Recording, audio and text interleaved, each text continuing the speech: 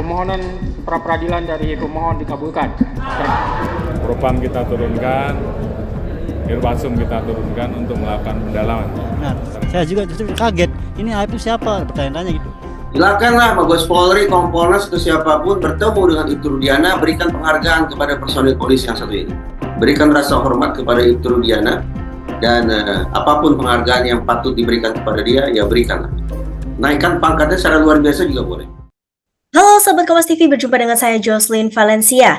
Sobat Kompas TV, pasca Peggy Setiawan menangkan gugatan di pra-peradilan, kini perhatian publik tertuju kepada AIP hingga Ibtu Rudiana. Kita akan mengulas demi terkuaknya kasus kebenaran pembunuhan Vina dan Eki bersama ahli forensik Reza Indragiri. Oke, halo Bang Reza, apa kabar? Alhamdulillah baik. Terima kasih Bang Reza sudah meluangkan waktunya hari ini. Saya Jocelyn, jurnalis digital Kompas TV. Bang Reza, terakhir tim kami wawancara dengan Bang Reza itu kan Peggy belum bebas ya. Tetapi Senin 8 Juli 2024 kemarin, Hakim Tunggal Eman Sulaiman sudah mengatakan bahwa gugatan itu dikabulkan karena memang tidak ada bukti Peggy pernah diperiksa oleh Polda Jawa Barat sebelum ditetapkan sebagai tersangka. Bagaimana Bang Reza pandangan Anda terhadap hasil pra-peradilan yang membebaskan Peggy Setiawan ini? Sudah saya ramalkan pada obrolan kita terdahulu bahwa hitung-hitungan di atas kertas tampaknya Polda Jabar akan mengalami kesulitan luar biasa.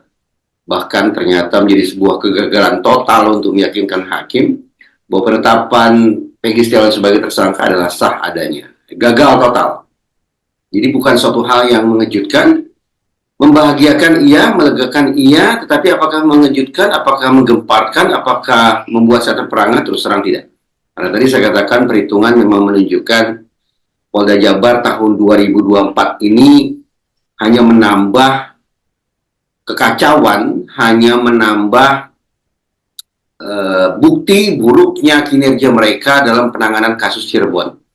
Setelah tahun 2016 memunculkan kegemparan sekarang terkait dengan lemahnya pengujian atau pembuktian secara saintifik, maka tahun 2024 ini Polda Jabar justru gagal melakukan mitigasi.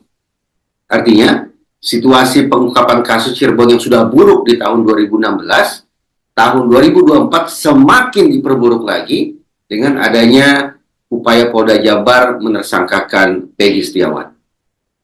Baik, Bang Reza, bagaimana dari Bang Reza sendiri melihat sosok Peggy pasca bebas? Apakah bebasnya Peggy ini bisa menjadi titik terang, Bang Reza, untuk terungkapnya kebenaran kasus pembunuhan Vina dan Eki? Saya kebetulan sudah bertemu dan berbincang langsung dengan Peggy Setiawan. Betapapun hasil pemeriksaan psikologis terhadap Peggy Setiawan, sebagaimana diungkap di ruang sidang pra-peradilan, menyebut Peggy sebagai sosok yang manipulatif, IQ-nya di bawah standar, dan juga dikenal suka berbohong. Tapi begitu saya bertemu dengan orang ini, saya menganggap orang ini cerdas, orang ini jujur, orang ini layak dipercaya. Dengan demikian, tampaknya memang tumbang, hancur dengan sendirinya narasi pembunuhan berencana yang kadung dibangun oleh Polda Jabar. Kalau Peggy Setiawan yang notabene diembel-embeli sebagai orang yang mengotaki saja ternyata lolos dari jerat hukum, lepas dari lubang jarum, berstatus sebagai orang bebas merdeka sekarang, maka bagaimana mungkin kemudian otoritas penegakan hukum bisa mempertanggungjawabkan bahwa 8 orang yang berstatus terpidana itu adalah kaki tangan, adalah para eksekutor lapangan yang sudah diorkestrasi oleh Peggy Setiawan. Karena itu saya membayangkan bahwa pasca sidang pra-peradilan, tepatnya pasca keluarnya putusan pra-peradilan, tampaknya akan bertubi-tubi upaya hukum luar biasa berupa peninjauan kembali yang akan dilakukan oleh para terpidana. Lagi-lagi, sekarang saya juga membangun sebuah prediksi bahwa hitung-hitungan di atas kertas, tampaknya upaya peninjauan kembali atau PK yang dilakukan oleh para terpidana itu nanti akan bisa mengubah nasib mereka 180 derajat.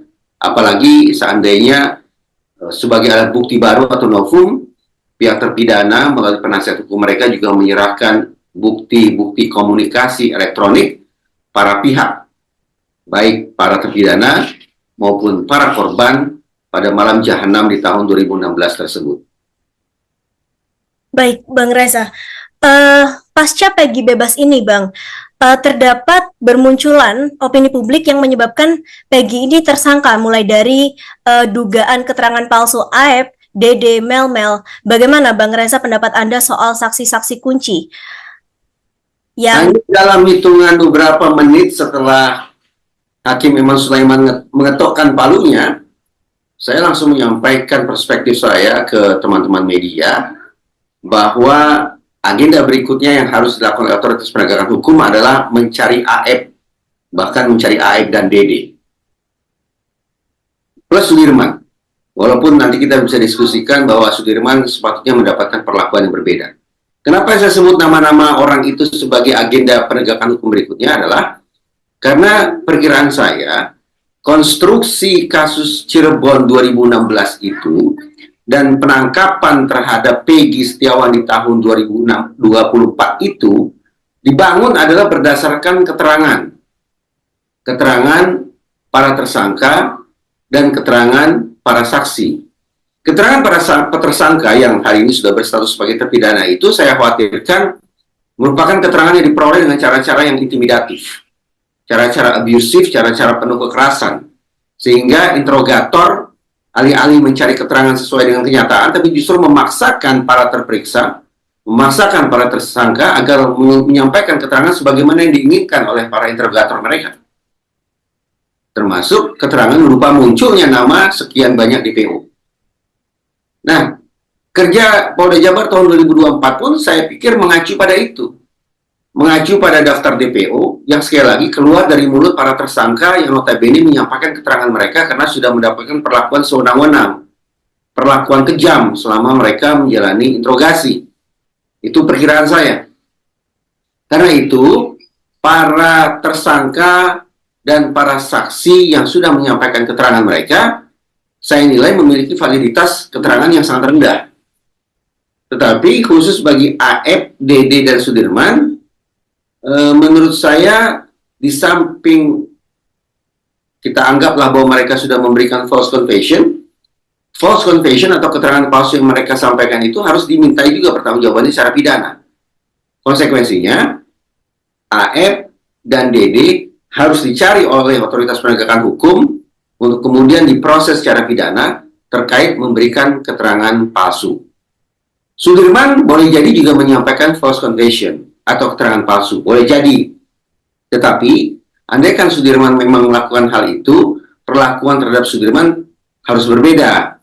Karena dari informasi yang saya peroleh, termasuk dari penasihat hukumnya, Sudirman ini memiliki tingkat kecerdasan yang berbeda dari orang kebanyakan. Karena itu, alih-alih dimintai pertanggungjawaban secara pidana, justru terhadap Sudirman ini harus diberikan perlindungan.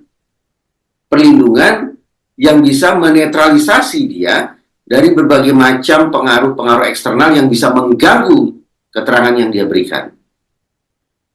Bagaimana dengan Ibtu Rudiana, Bang Reza? Sejak kebebasan Peggy, nama Ibtu Rudiana itu kan disebut-sebut publik. Tapi hingga saat ini sosok Ayah Eki ini belum muncul di hadapan publik, Bang Reza. Bagaimana pandangan Anda terhadap hal ini? Dari awal sebetulnya saya sudah dengungkan Rudiana sebagai pihak yang harus diperiksa. Karena perkiraan saya saat itu Rudiana paling tidak melakukan 4 pelanggaran etik profesi Polri.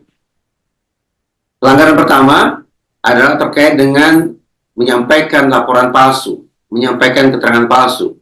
Karena kepada kepolisian, Ibtu Rudiana ini mengatakan bahwa kedua korban ditusuk. Tapi hasil forensik menunjukkan bahwa kedua korban tidak ditusuk. Almarhum Eki misalnya mengalami trauma tumpul. Almarhum Vina mengalami trauma tumpul dan trauma tajam. Tapi trauma tajam yang dialami oleh almarhumah Vina juga bukan merupakan tusukan. Itu pelanggaran etik pertama yang dulu saya sebut dilakukan oleh Ibtu Rudiana. Pelanggaran etik kedua, perkiraan saya Ibtu Rudiana sudah melakukan orkestrasi atau bahkan mungkin menggunakan tangannya sendiri untuk melakukan penganiayaan terhadap para terperiksa, terhadap para tersangka. Ini tadi saya sebut sebagai proses interogasi yang intimidatif, yang abusif, yang melanggar hak asasi manusia, yang menerabas praduga tak bersalah. Itu pun pelanggaran etik. Yang ketiga, perkiraan saya Ibtu Rudiana sudah menghilangkan barang bukti. Kalau memang Ibtu Rudiana melaporkan bahwa kedua korban ditusuk, apalagi misalnya ada samurai panjang, ada samurai pendek, di mana gerangan barang bukti itu? Kalau tidak dihadirkan di persidangan, tidak bisa ditunjukkan, maka jangan-jangan memang sudah dihilangkan. Itu kemungkinan pelanggaran etik yang ketiga. Yang keempat, Ibtu Rudiana ini ternyata sudah melakukan pengamanan secara langsung, seolah-olah menjadi penyidik. Sementara kasus yang dia tangani adalah kasus yang menyangkut nasib anaknya sendiri. Dengan demikian ada potensi konflik kepentingan di situ. Nah, ketika petugas tidak lagi bisa mempertahankan sikap objektifnya dalam menangani suatu kasus, maka ini pun merupakan bentuk pelanggaran etik. Dulu, saya sebutlah 4 hal ini sebagai pelanggaran etik profesi Polri yang dilakukan oleh Ibtu Rudiana. Tapi ternyata anggapan saya keliru total. Karena setelah menjalani pemeriksaan oleh Propam dan Irwasum Polri, disimpulkanlah bahwa Ibtu Rudiana, maaf, bukan Ibtu Rudiana, Kadif Humas Mabes Polri menyebut bahwa Rudiana selaku orang tua korban tidak melakukan pelanggaran etik apapun. Ya sudah jelaslah. Kalau Kadif Humas secara terbuka menyebut Ibtu Rudiana selaku orang tua korban, ya sudah jelas selaku orang tua korban tidak ada pelanggaran etik apapun yang dilakukan. Nah, sepatutnya kepada Ibtu Rudiana ini diperiksa selaku personil Polri. Ya. Dan saya juga tidak tahu apakah simpulan bahwa tidak ada pelanggaran etik apapun itu dibangun murni berdasarkan pemeriksaan secara objektif ataukah berdasarkan belas iba antara satu personil polisi terhadap personil polisi lainnya. Belas iba yang ditunjukkan, simpati yang diberikan oleh Propam dan Irwasum kepada anggota Polri bernama Rudiana, Ibtu Rudiana. Saya tidak tahu seberapa jauh kemungkinan itu bermain-main di kepala para pemeriksa. Tetapi, apa boleh buat? Setelah saya menyimak simpulan dari Kadif Humas Mabes Polri, saya tanda petik harus meminta maaf ini kepada Ibtu Rudiana. Karena sudah berburuk sangka terhadap dia. Justru, pengumuman dari Kadif Humas Mabes Polri seolah menunjukkan bahwa Ibtu Rudiana ini adalah contoh personil Polri yang teladan, yang harus dapat penghargaan. Yang sayangnya tahun ini ternyata tidak mendapatkan Google Award. Mudah-mudahan tahun-tahun berikutnya dia akan dapat Google Award. Mudah-mudahan. Nah, dari situ yang saya katakan, selesai sudah diskusi kita, perdebatan kita tentang Ibtu Rudiana. Rudiana selaku orang tua korban yang sudah disimpulkan tidak melakukan pelanggaran etik apapun. Bagaimana Bang Reza, pesan Anda kepada Ibtu Rudiana yang saat ini memang sedang ramai diperbincangkan publik? Jadi saya katakan, saya sudah minta maaf lah ke Ibtu Rudiana. Ternyata orang yang saya dan sekian banyak netizen anggap harus turut bertanggung jawab terjadinya skandal Cirebon 2016 itu, ternyata tidak melakukan pelanggaran etik apapun. Ya sudah, terhadap buruk sangka, terhadap kekeliruan yang sudah kita lakukan secara berbondong-bondong terhadap Ibtu Rudiana ini, kita nyatakan penyesalan diri kita. Kita hormati Ibtu Rudiana sebagai salah satu potret personel Polri teladan. Yang mudah-mudahan akan menjadi kebanggaan dalam catatan penegakan hukum di negara kita. Saya sampaikan ini dengan setulus hati. Baik, Bang Reza, dikabarkan juga Polda Jabar dan juga Kompolnas akan segera bertemu Ibtu Rudiana dalam waktu dekat. Bagaimana pandangan Anda terkait hal ini, Bang Reza? Silakanlah Mabes Polri, Kompolnas, atau siapapun bertemu dengan Ibtu Rudiana, berikan penghargaan kepada personil polisi yang satu ini. Personil polisi yang tetap bersikukuh, yang tetap berdiri tegak, betapapun netizen sudah menghujat dia, tapi segala macam, ternyata dia disimpulkan tidak melakukan pelanggaran etik apapun. Berikan rasa hormat kepada Ibtu Rudiana, dan apapun penghargaan yang patut diberikan kepada dia, ya berikanlah. Naikkan pangkatnya secara luar biasa juga boleh. Baik, Bang Reza, apakah Bang Reza melihat pertemuan Kompolnas dan Polda Jabar dengan Ibtu Rudiana ini nantinya akan memberikan clue baru terhadap kebenaran kasus pembunuhan Vina Eki, Bang Reza? Saya tidak tahu. Sebagai sesama warga negara, tentu saya pun merasakan kesedihan dan kemarahan yang sama ketika kehilangan darah daging yang tercinta. Tetapi dalam isu penegakan hukum, segala sesuatu tetap harus dijalankan secara objektif. Jangan sampai bercampur baur kepentingan antara saya sebagai orang tua dengan saya sebagai personil penegakan hukum. Itu prinsipnya tidak bisa ditawar-tawar. Nah, pasca pertemuan Kompolnas atau Mabes Polri dengan Ibtu Rudiana nanti apa outputnya saya tidak tahu. Saya tidak tahu.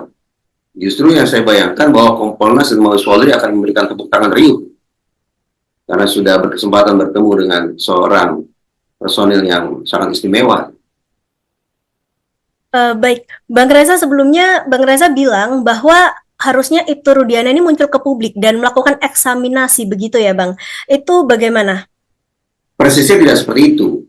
Yang saya bayangkan adalah karena saya berulang kali menekankan pentingnya adanya eksaminasi ke titik hulu, yaitu pengujian ulang kembali kerja saintifik sejak ditemukannya kedua korban di jembatan, dan Rudiana merupakan bagian dari sebuah proses penegakan hukum itu, ya terserah lah mau pakai penegakan hukum atau penegakan hukum tanda petik itu terserah. Karena Rudiana merupakan bagian dari proses itu, maka niscaya eksaminasi ke titik hulu itu juga akan mengena ke Rudiana. Misalnya terkait yang tadi saya sampaikan, bagaimana Anda bisa mempertanggungjawabkan bahwa Anda membuat laporan ada 2 tusukan dan seterusnya dan seterusnya dan seterusnya.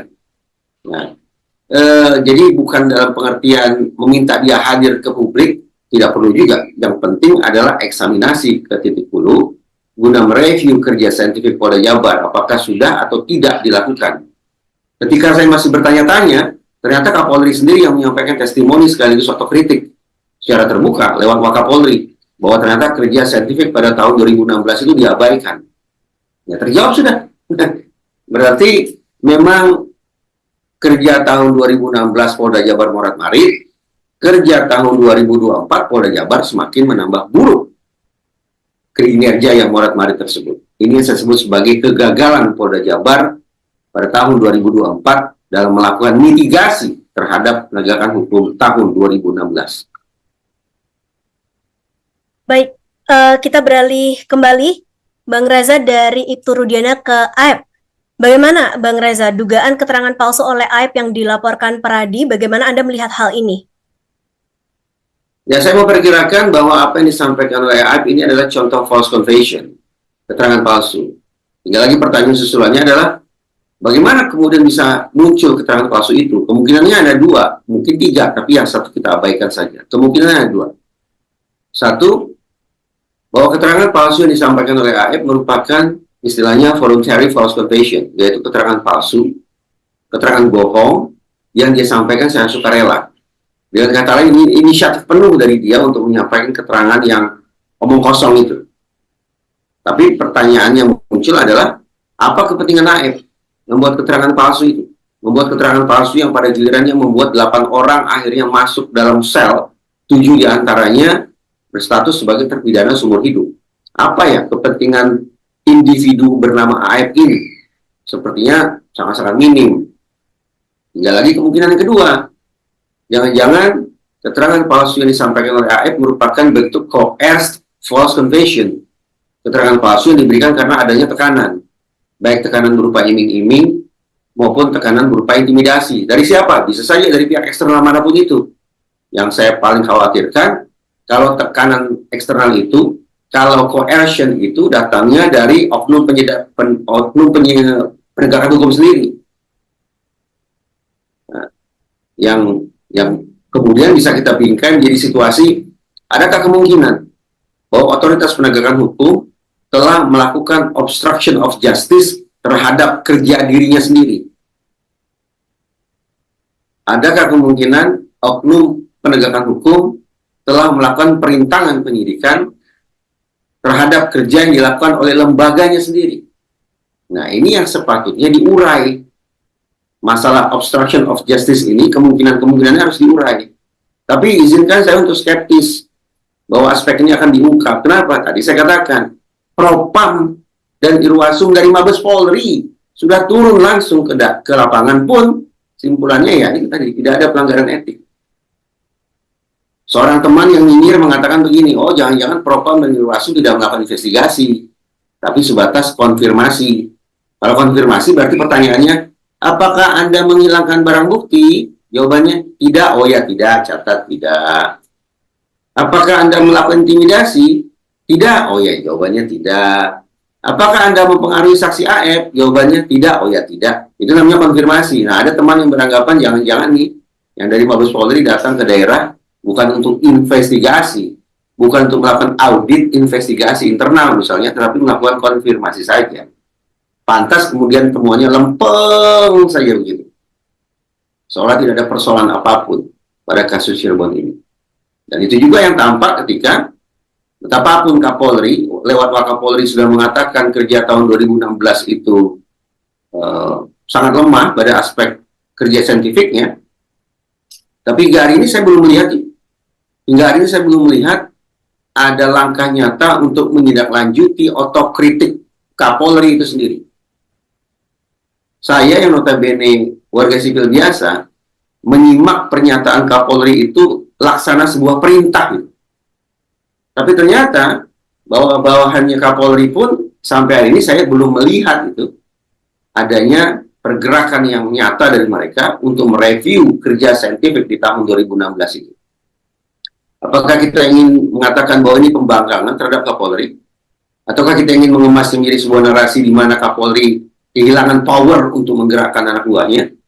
Jangan-jangan karena seiring dengan mendekatnya masa pergantian kepemimpinan, Kapolri pun seolah-olah tidak didengar lagi oleh para bawahannya. Kesan itu muncul. Kenapa? Karena sekali lagi, di media tidak ada itu pemberitaan bahwa pasca Kapolri mengeluarkan otokritik sekaligus testimoni, ada pergerakan nyata di publik, maksud saya ada pergerakan nyata oleh otoritas penegakan hukum untuk menindaklanjuti testimoni tersebut.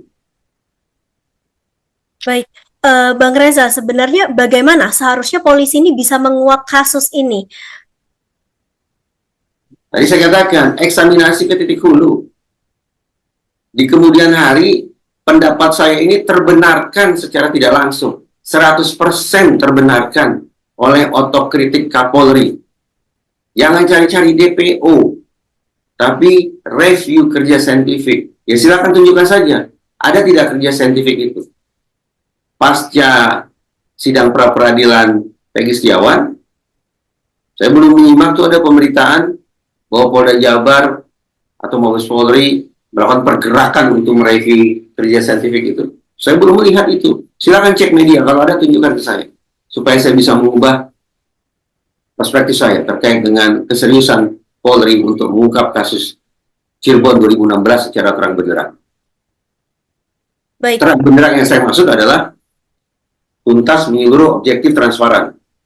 Objektif punya dua pengertian. Satu, bagaimana pengungkapan kasus, bagaimana penegakan hukum dilakukan sesuai dengan koridor hukum yang berlaku.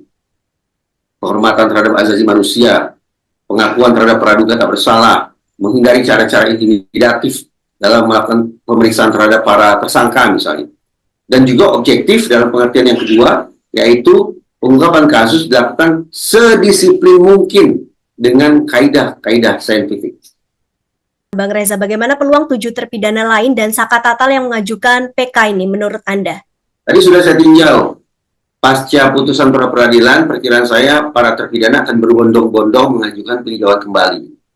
Prediksi saya, hitung-hitungan di atas kertas, nasib mereka akan berubah. Tapi ada syaratnya. Seberapa jauh mereka akan bisa meyakinkan hakim dengan alat bukti baru atau novum yang mereka miliki.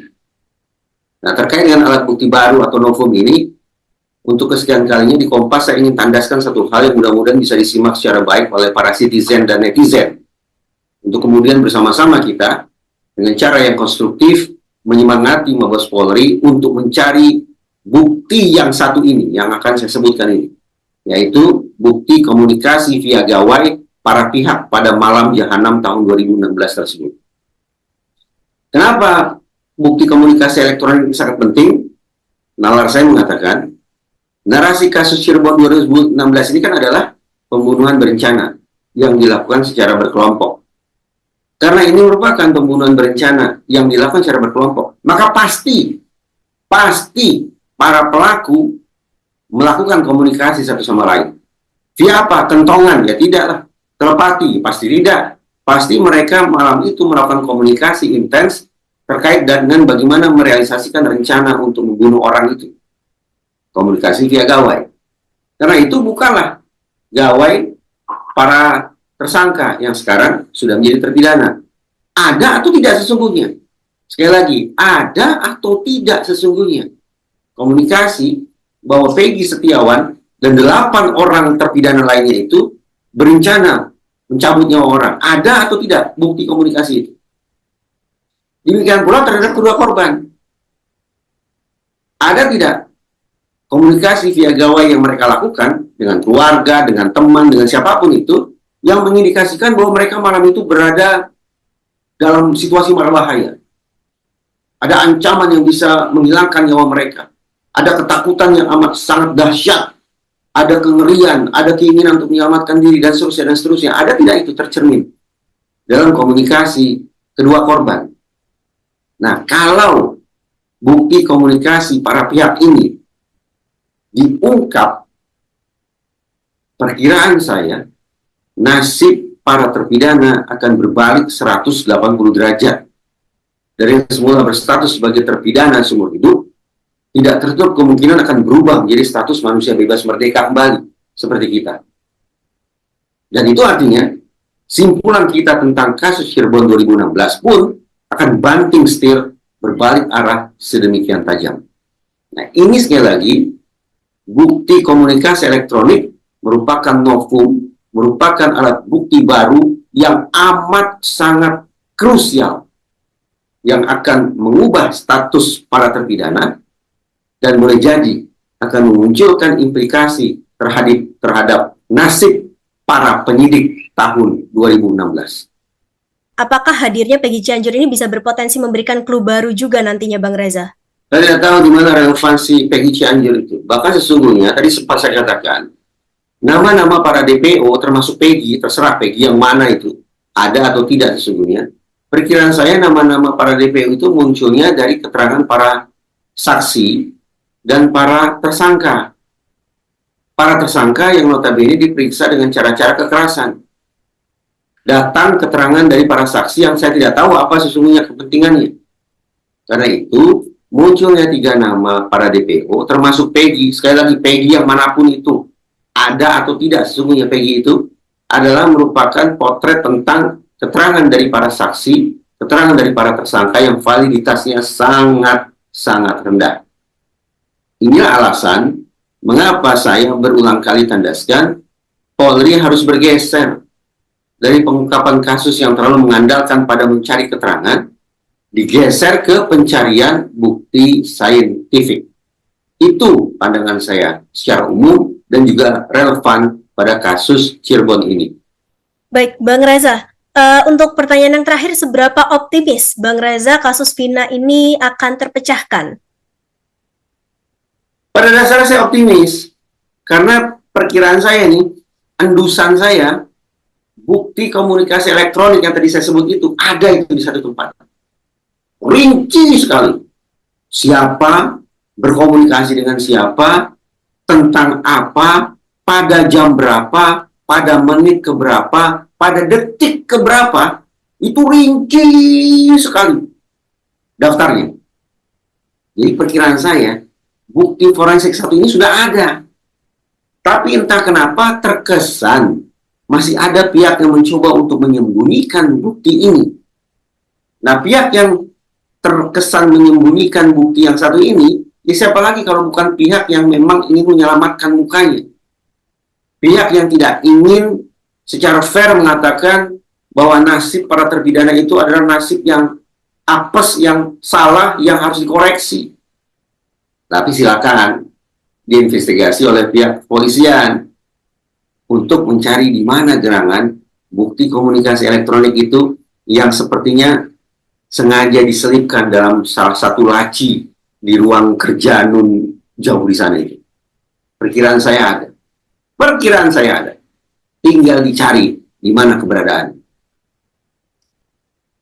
Kalau memang ada pihak yang menyembunyikan bukti komunikasi elektronik itu, maka pihak tersebut harus dimintai pertanggungjawabannya terkait dengan kemungkinan yang bersangkutan telah melakukan obstruction of justice.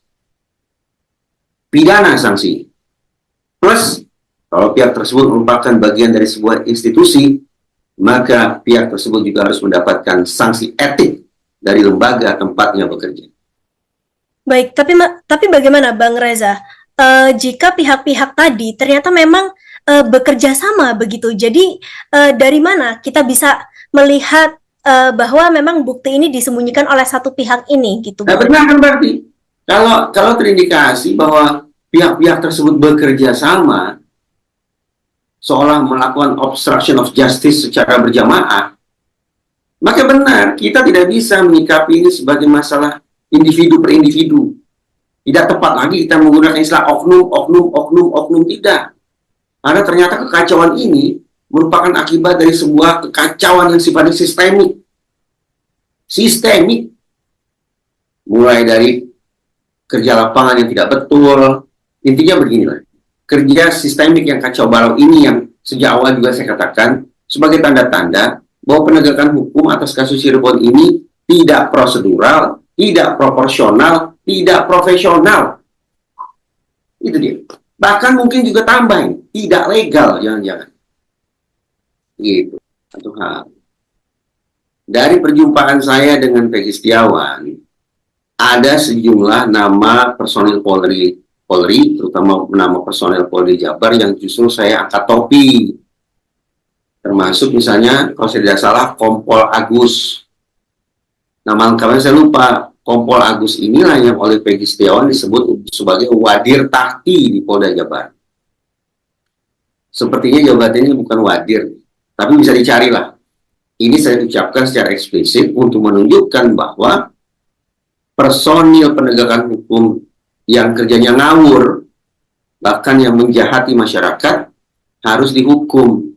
Tapi personil penegakan hukum yang punya jiwa humanis, yang memperlakukan manusia sesuai dengan harkat martabatnya, yang mengayomi, yang melindungi, yang menjalankan kerja penegakan hukumnya secara profesional, personil polisi semacam ini, termasuk semisal Kompol Agus, perlu diberikan apresiasi, dianggap sebagai contoh personil Polri yang teladan, yang sejati. Ini yang sungguh-sungguh dari hati yang paling dalam, saya ingin berikan rasa hormat kepada personil-personil Polri seperti Kompol Agus di Polda Jawa Barat.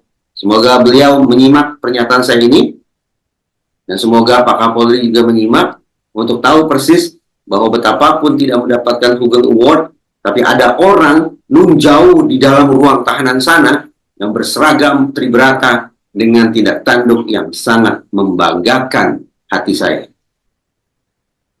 Baik, terima kasih Bang Reza atas waktunya. Terima kasih ahli forensik Reza Indragiri sudah meluangkan waktu bersama kami. Bang Reza, selamat beraktivitas kembali.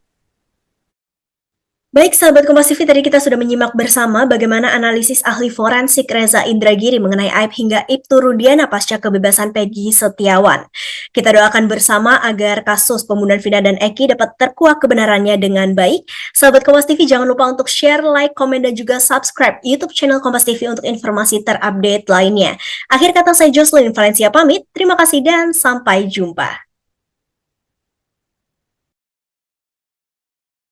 Hari ini, informasi bertebaran, menyebar sangat cepat dan begitu mudah diakses. Tak menyangka kalau ulahnya menyebarkan video hoax Polisi melalui menangkap WhatsApp seorang pria atas unggahannya di media sosial. Namun hanya satu sumber independen yang bisa Anda percaya, menjunjung tinggi prinsip jurnalisme dalam setiap tayangan terbaiknya, menghadirkan berita bernilai sebagai referensi. Dan bersama 5 narasumber pilihan membicarakan Gelar bicara yang tajam, Ini kan kebohongan, Dok. mengupas fakta demi fakta, menyuruh melakukan tindakan seperti itu. dan mendorong pencarian solusi, serta investigasi yang mengungkap kebenaran. Rosi, Satu Meja, The Forum, Sapa Indonesia Malam, Nilu, dan pastikan diri Anda lebih berkualitas bersama Kompas TV, independen, terpercaya.